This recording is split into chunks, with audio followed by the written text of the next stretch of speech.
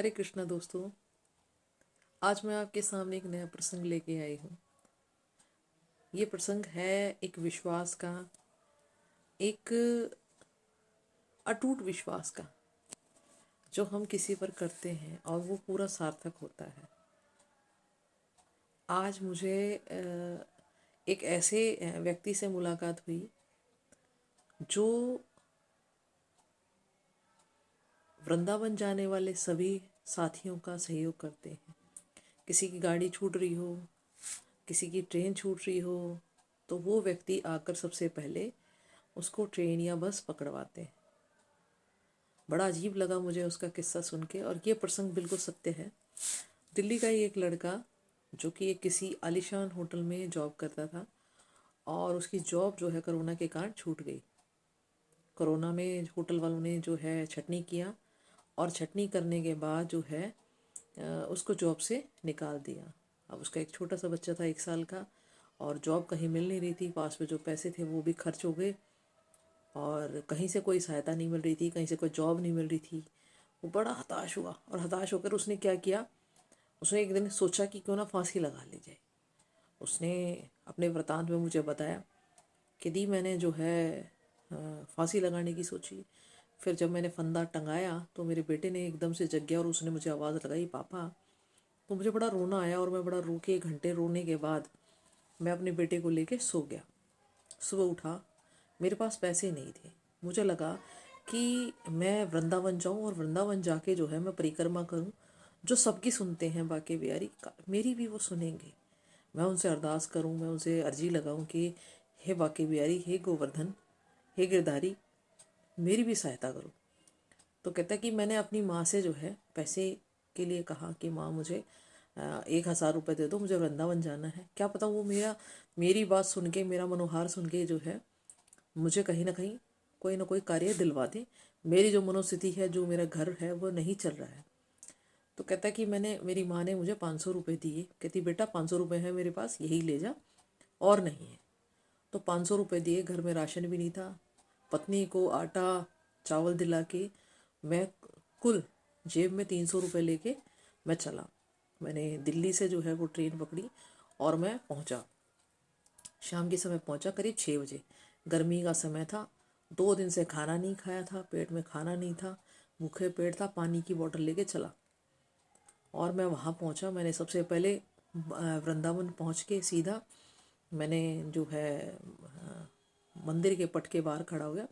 मंदिर के बाहर उस टाइम जो है द्वार कपाट बंद थे मंदिर के, और जो है उसके बाद जाके मैंने जब मंदिर के दर्शन किए, मंदिर के अंदर गया और मैंने दर्शन किए बाके बिहारी से। मेरे पास इतने पैसे भी नहीं थे कि मैं जो है बाके बिहारी जी को मैं कोई फूल माला या कोई भी प्रसाद में चढ़ा सकूं। मैं खाली हाथ गया, और मैंने खाली हाथ बड़ा रोया, उनके सामने गिड़गिड़ाया कि हे गोवर्धन, हे गिरधारी, कृपया मेरी बात सुनो।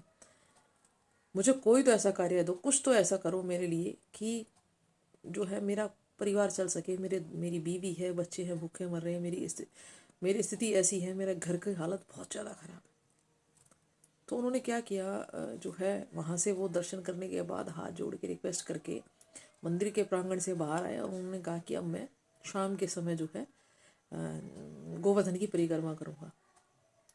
अब वो भाई साहब जो हैं 7:30 बजे अब परिक्रमा के लिए चले। तो 2 दिन से वैसे ही भूखे प्यासे थे, उनसे कदम ही ना चले जाएं।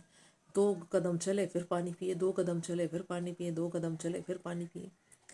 अब चलते चलते चलते चलते रात के करीब 1 डेढ़ बजे उनको जो है वो बैठ के थक के रोने लगे कि भाई अब मुझसे चला नहीं जाएगा, क्योंकि जो जो जो व्यक्ति 2 दिन से भूखा हो वो कैसे चल पाएगा। तो उनकी स्थिति बहुत ज़्यादा ख़राब थी।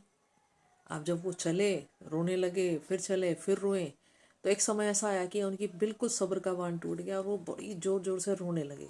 रात के करीब 1 बजे तो एक 14-15 साल का लड़का आता है, और उनके कंधे पे हाथ रख के बोलता है, भैया काहे रोवत हो, का बात है। तो उन्होंने कहा, भाई कुछ नहीं, तो जा, मैं वैसे ही बहुत ज़्यादा परेशान हूँ। कह रहे अच्छा यार। बोला मित्र, ऐसा है, तुम वृंदावन में आए हो, कृष्ण की नगरी में आए हो, और कृष्ण की नगरी में जो भी आता है वो मेरा भी परम मित्र है। तो मैं कुछ सहायता कर सकता हूँ। कह रहे भाई आप क्या सहायता करोगे मेरी, मैं तो वैसे ही परेशान हूँ ना, मेरे पास काम है। कह रहे पहले तो चलो। उसने मेरा हाथ पकड़ा और मुझे उठाया और एक झोपड़ी में लेके गया और वहाँ पे जाके उसने मुझे खाना दिया। मीठे चावल थे, सब्जी थी, रोटी थी। कह रहे मैंने वो खाया। उन्होंने अपने एक बुजुर्ग व्यक्ति थे झोपड़ी में जो खाना बना रहे थे उस टाइम, तो उस लड़के ने कहा कि बाबा मेरा दोस्त आया है, मेरा मित्र आया, खाना लगाओ।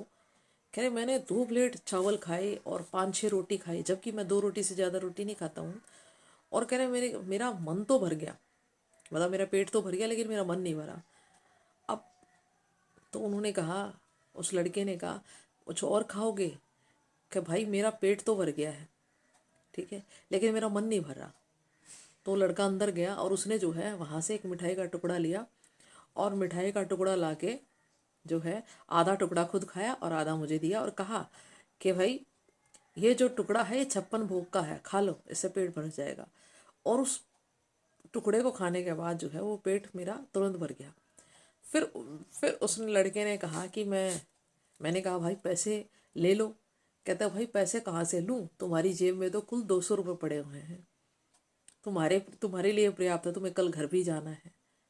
कह रहा मुझे बड़ा अचरज हुआ, भाई तुम्हें कैसे पता?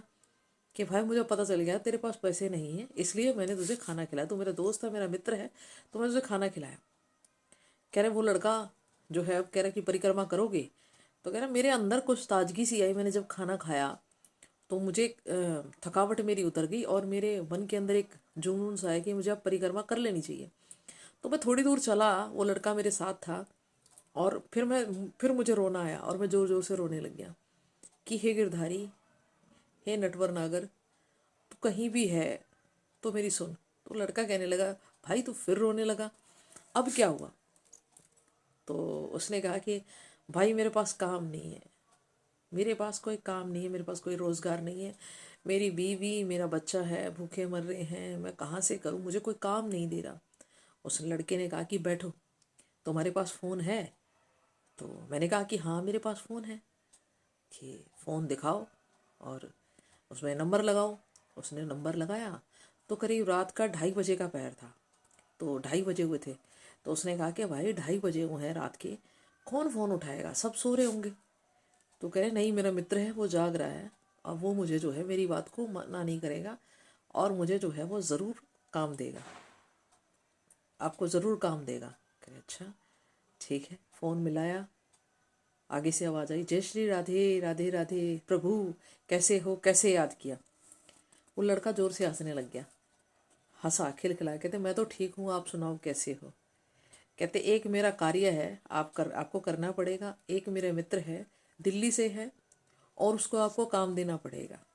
तो आगे से आवाज़ आई फ़ोन पे कि भाई आप कहो तो मैं उसको अपनी गद्दी दे दूँ। कह रहे नहीं गद्दी देने की आवश्यकता नहीं है, उसको कुछ काम दो, गरीब है, असहाय है, वक्त का मारा है, आप उसको काम दो। बोले ठीक है। तो वो कहने लगा जो दिल्ली वाला लड़का है उसने जो है उस 14-15 साल के लड़के के पैर पकड़ लिए कि भाई तुम मेरे लिए बहुत भगवान हो, मेरे लिए तो तुम भगवान हो, जो तुमने मेरा कार्य सिद्ध कराया, मुझे पेट भर खाना खिलाया। भाई अपना फ़ोन नंबर दे दो। करे क्या करोगे? वो लड़का हंसने लगा कि मेरे फ़ोन नंबर का क्या करोगे? तो उन्होंने कहा कि भाई फ़ोन नंबर मुझे इसलिए चाहिए कि जब मुझे पहली तनख्वाह मिलेगी मैं आपको बताऊंगा कि मुझे तनख्वाह मिली है और मैं आपसे मिलने भी आऊँगा।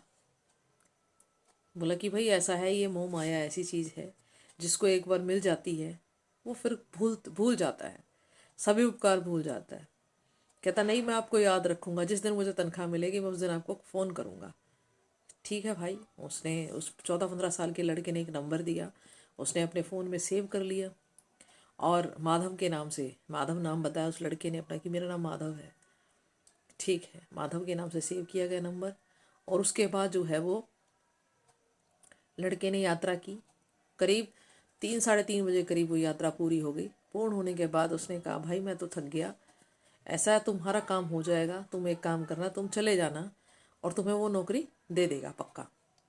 तो जो दिल्ली वाला लड़का था वो सीधा ट्रेन पकड़ता है और 8, 8:30, 9 बजे करीब वो अपने घर पहुंच जाता है। करीब 10 बजे फ़ोन आता है किसी सेठ का कि भाई आपका रात को 2:30 बजे मेरे पास फ़ोन आया था, आप मेरे पास आ जाओ। तो ये दिल्ली वाला लड़का कहता है कि मुझे कहाँ आना है, आप बता दीजिए कि दिल्ली में आप जो है ताज होटल में आ जाओ। कि ठीक है। और तो वो जो दिल्ली वाला लड़का था वो ताज होटल में सुबह सुबह नहा धोकर पहुँच गया। तो सेठ ने फूलों की वर्षा करवाई और गाजे बाजे के साथ उसका वेलकम किया, गले लगाया और कहा कि भाई मेरा मित्र कैसा है, पहले तो ये बताओ मेरा मित्र कैसा है। उसने कहा कि आपका मित्र जो है वो बहुत अच्छा है, बहुत ठीक है। रात को मिले, उन्होंने खाना भी खिलाया मुझे और जो है आपसे बात भी कराई।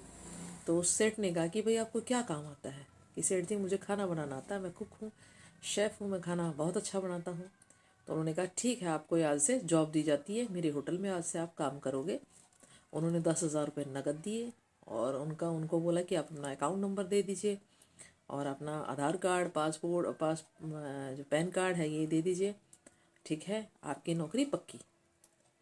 तो उन्होंने कहा कि कितनी तनख्वाह लोगे। सेठ जी ने कहा कितनी तनख्वाह लोगे। कि महाराज जो आप देना चाहे उतना आप मुझे दे दीजिए, मैं संतुष्ट हूँ। बस मेरा परिवार चलना चाहिए, मेरा परिवार भूखा ना मरे, मुझे काम मिलना चाहिए। बस मैं काम के लिए जो है मारा मारा फिर रहा हूँ, लेकिन मुझे किसी ने काम नहीं दिया।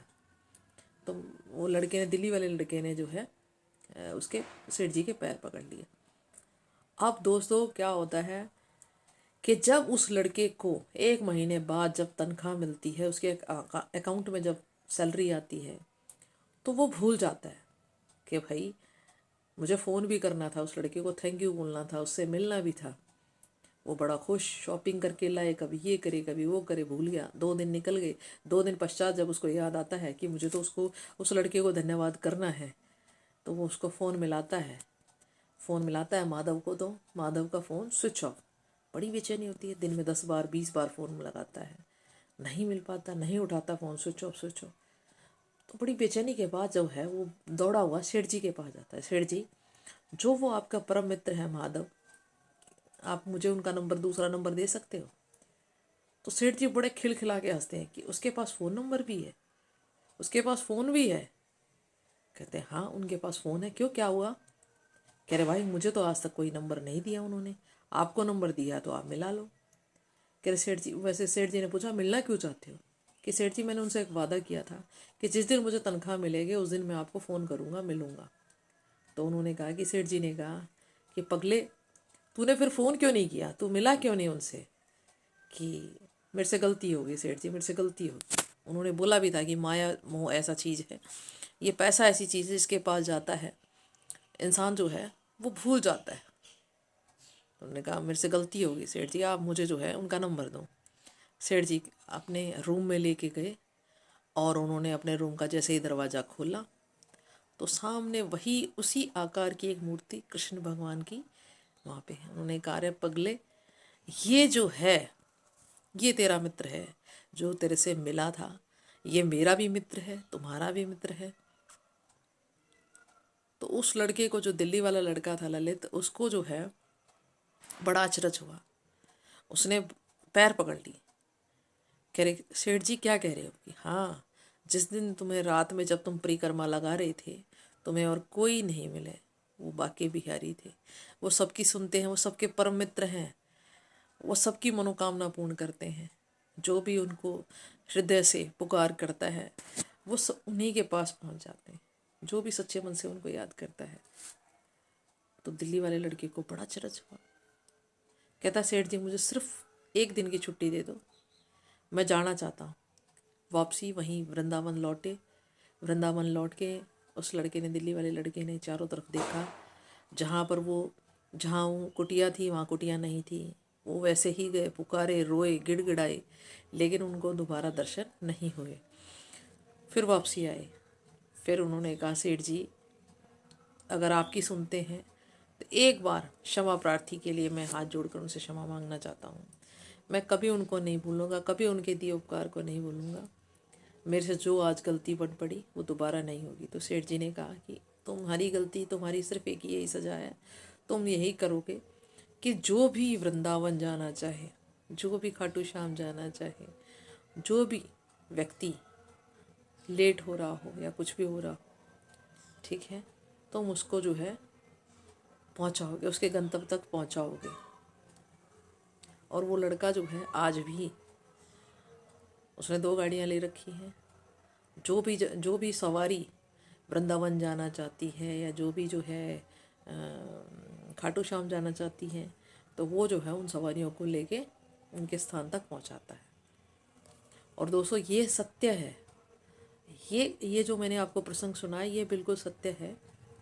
और मैं खुद उस लड़के से, उसके मुंह से जब मैंने ये बातें सुनी तो मैं बड़ा अचंभित थी और मैं बहुत रोई उसकी बात सुन के। मेरी आंखों से ऑटोमेटिकली जो है आंसू निकलने लगे कि हे मेरे मुरारी, हे मेरे गिरधर गोपाल, आपकी महिमा अपरंपार है, आपको कोई नहीं जान पाया। आपको जो सच्चे मन से जो भी आपको पुकार लेता है, आप उसी तरफ चल देते हैं।